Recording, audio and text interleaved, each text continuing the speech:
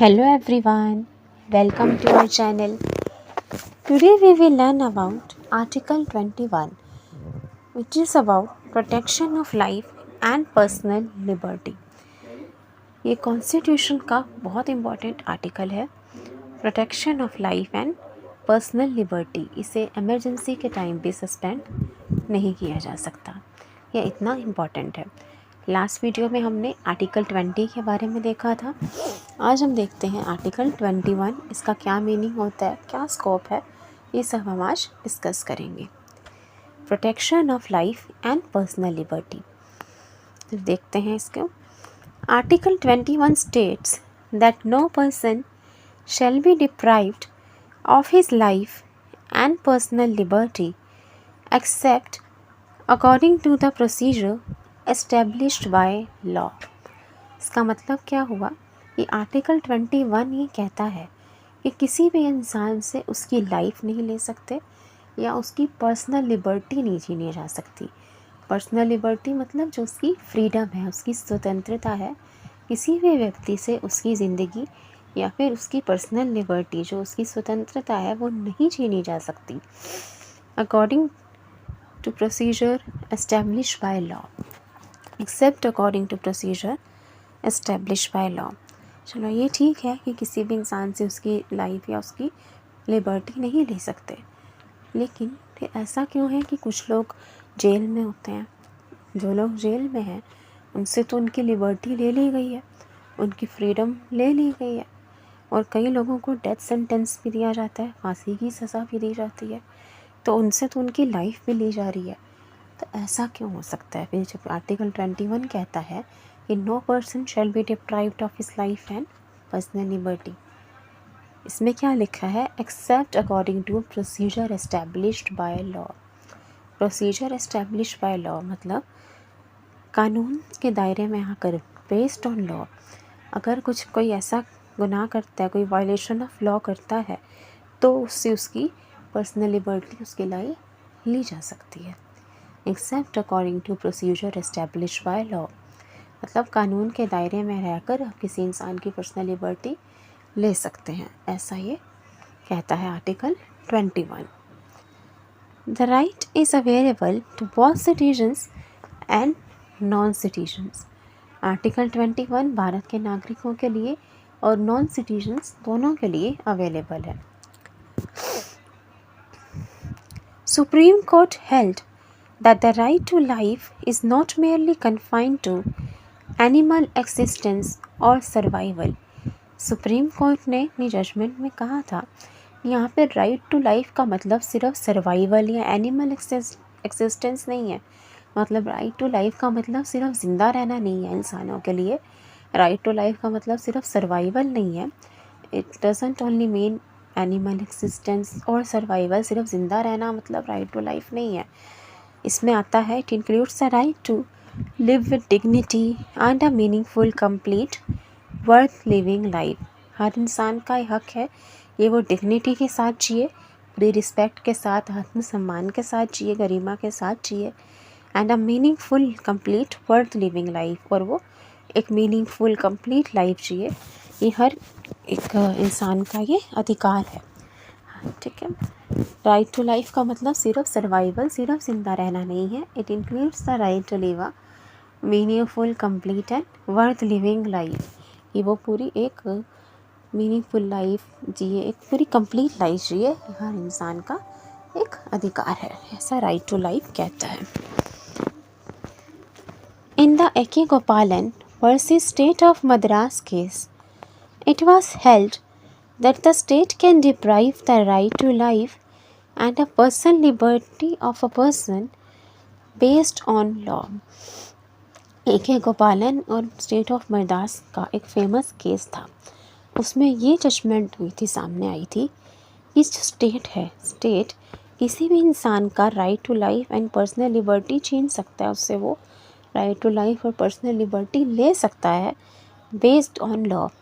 मतलब कानून के दायरे में आकर, कानून के दायरे में रहकर स्टेट जो है किसी भी इंसान का राइट टू लाइफ और पर्सनल लिबर्टी से उसे डिप्राइव कर सकता है, उससे उसका लिबर्टी ले सकता है. ऐसा AK गोपालन वर्सेस स्टेट ऑफ मद्रास में ऐसा जजमेंट दिया था सुप्रीम कोर्ट ने।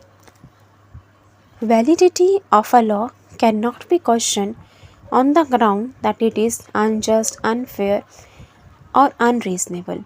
हमने देखा ना कि स्टेट कानून के आधार पर, कानून के दायरे में डालकर स्टेट किसी इंसान को डिप्राइव कर सकता है उसकी लाइफ और पर्सनल लिबर्टी से। ऐसा इस केस में हुआ था जजमेंट। इसमें यही भी बात आई थी सामने that validity of a law can not be question on the ground that it is unjust, unfair और अनरीजनेबल। आप भी कानून को क्वेश्चन नहीं कर सकते, कानून पर सवाल नहीं उठा सकते ये कहकर ये जो कानून है वो अनफेयर है। लॉ पर क्वेश्चन नहीं किया जा सकता। बेस्ड ऑन लॉ किसी की भी पर्सनल लिबर्टी, लाइफ से उसे डिप्राइव किया जा सकता है। लॉ का क्वेश्चन नहीं किया जा सकता। Validity of a law can not be question on the ground, इस आधार पर कि वो अनजस्ट है, अनफेयर या अनरीजनेबल है, कि ये लॉ जो है, ये कानून है जो जायज़ नहीं है, अनफेयर है, तो इस पे लॉ का क्वेश्चन नहीं किया जा सकता। ऐसा जजमेंट दिया था सुप्रीम कोर्ट ने। It was held that under article 21 protection is available only against arbitrary executive action, not arbitrary legislative action. ऐसा बोला गया था कि आर्टिकल 21 में प्रोटेक्शन जो है वो मिलती है, प्रोटेक्शन मिलती है against arbitrary executive action.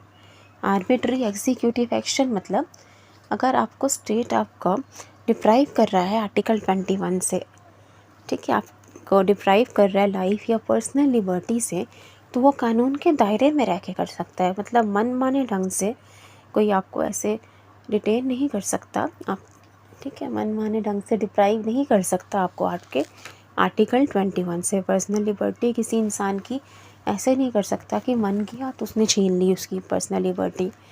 Based on law कर सकता है। तो it protects against arbitrary executive action, कि एग्जीक्यूटिव का जो भी मन किया, मनमाने ढंग से किसी की पर्सनल लिबर्टी नहीं छीन सकता, बेस्ड ऑन लॉ कर सकता है।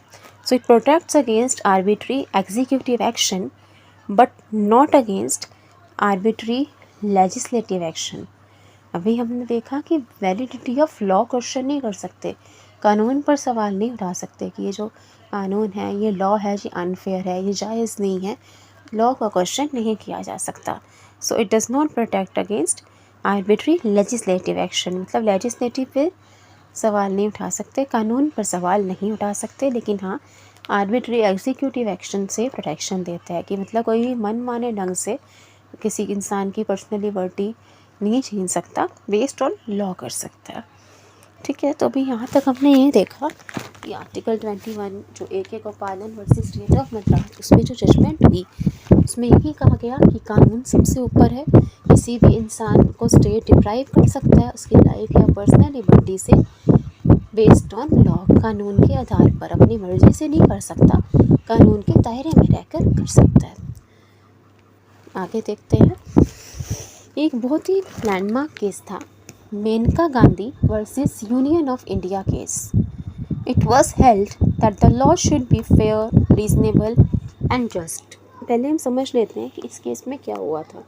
इन the Maneka Gandhi versus union of India case, Maneka Gandhi और versus of union of India case में ये हुआ था कि मेनका गांधी जी का पासपोर्ट जो था वो जब्त कर लिया था। स्टेट ने मेनका गांधी जी का पासपोर्ट जब्त कर लिया, उसको सीज कर लिया, पासपोर्ट को इम्पाउंड कर लिया।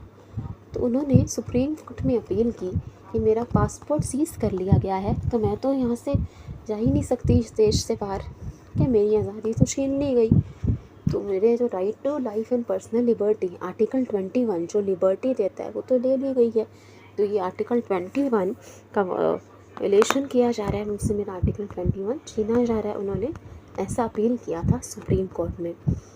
तो जब सुप्रीम कोर्ट ने स्टेट से पूछा कि इनका पासपोर्ट क्यों सीज किया गया है, क्यों जब्त किया गया है, तो स्टेट ने ये कहा था कि हम पासपोर्ट एक्ट 1967 के अकॉर्डिंग किसी का पासपोर्ट सीज कर सकते हैं पब्लिक इंटरेस्ट में, मतलब जनता की भलाई के लिए, लोगों की भलाई के लिए हम किसी का पासपोर्ट सीज कर सकते हैं।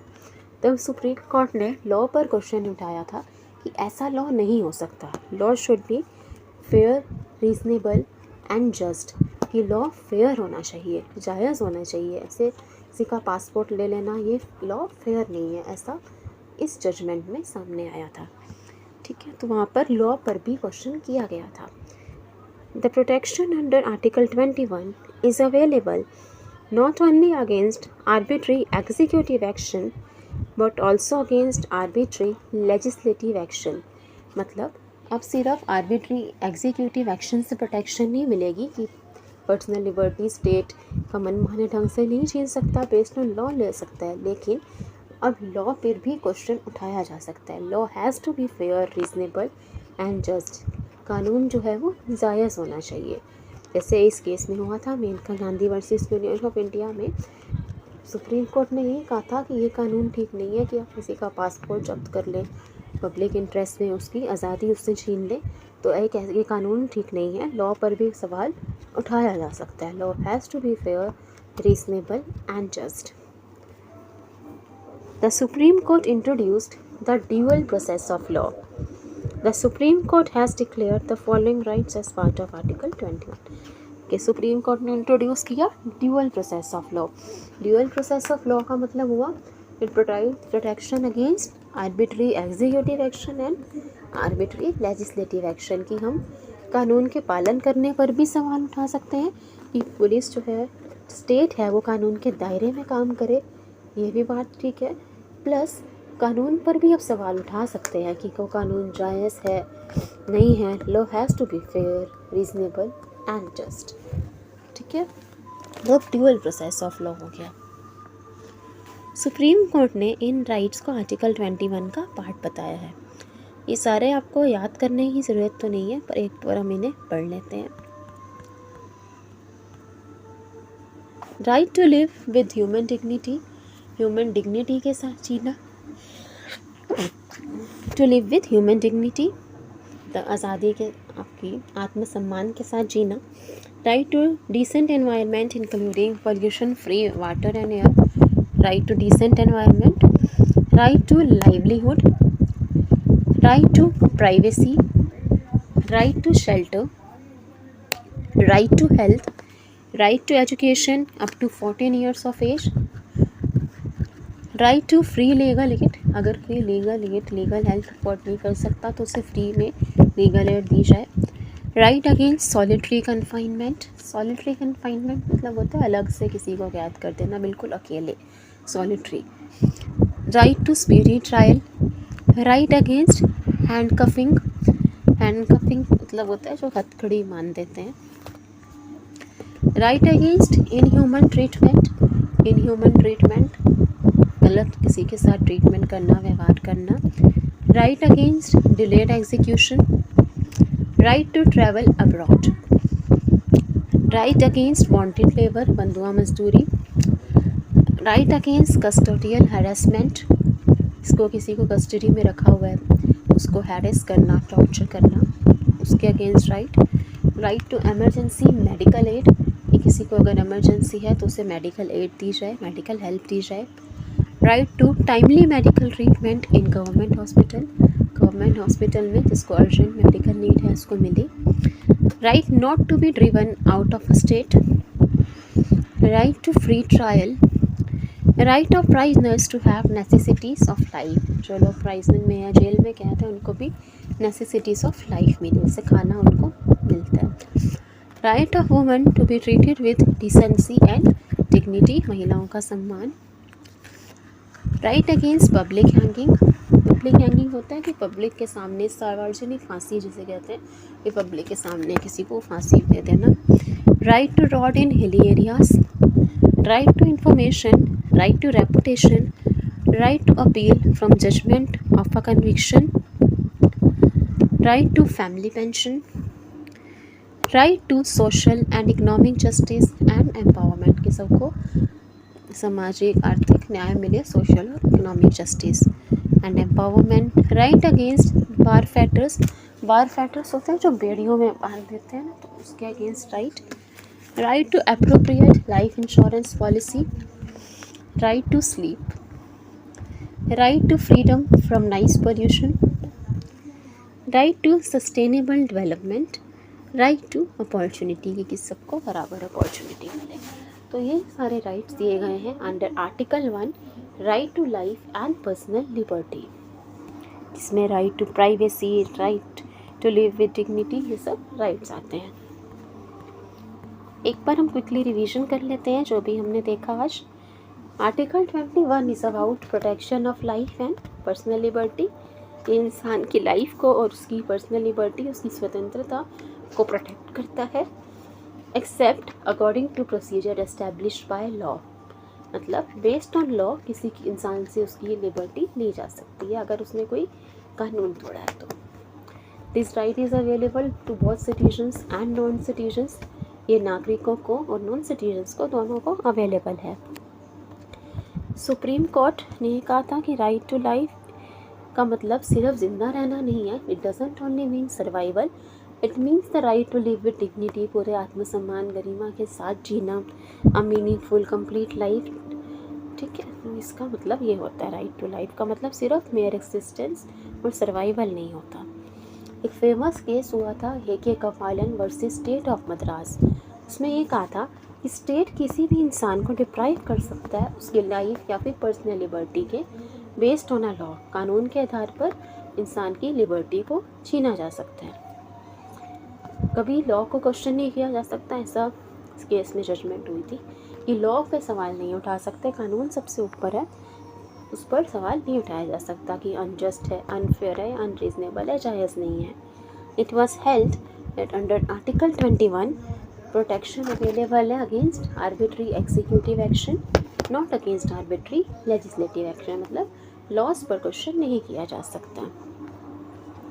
फिर एक लैंडमार्क केस हुआ था Maneka Gandhi versus union of India, जब मेनका गांधी जी से उनका पासपोर्ट इम्पाउंड कर लिया था, उनका पासपोर्ट जब्त कर लिया गया था।